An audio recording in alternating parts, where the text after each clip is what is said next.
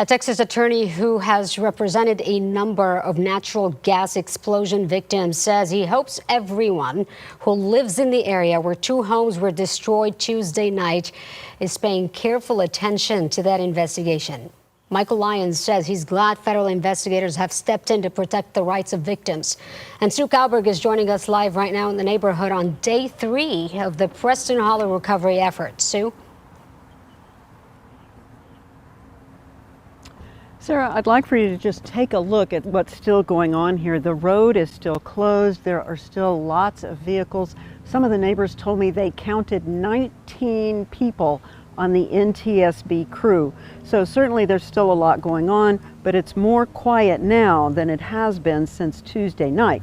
But the cry for answers continues. We did speak with that attorney who has represented different victims of previous explosions here, and he says people here need to protect their own interests while the professionals look to establish blame. People that are exposed to a diffuse vapor explosion like this, which invariably is what happens in natural gas explosions, often have catastrophic life-altering injuries. Michael Lyons says people should always come first. Hopefully all of these people survive, so we think about and pray for these families.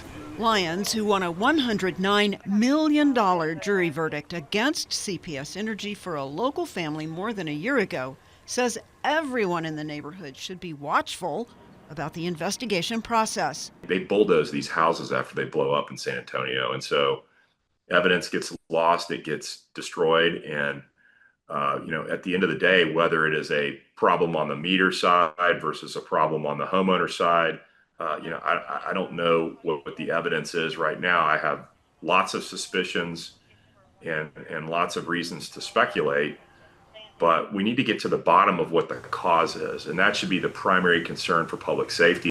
He says he believes the involvement of the NTSB is crucial. And what I hope is that federal regulatory authorities like the NTSB are the people who are in charge both of identifying, preserving, and documenting evidence, making sure that it is safeguarded, making sure that the proper measurements, the proper calibrated instrumentation is used to make sure that they take readings that will tell us what happened.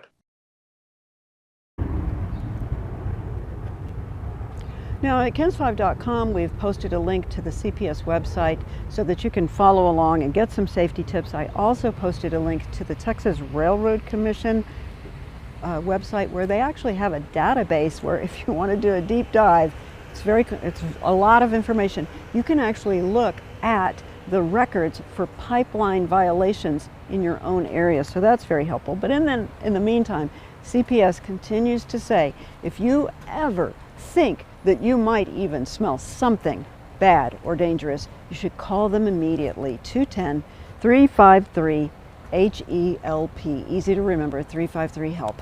Live in Preston Hollow, Sue Kalberg, KENS 5.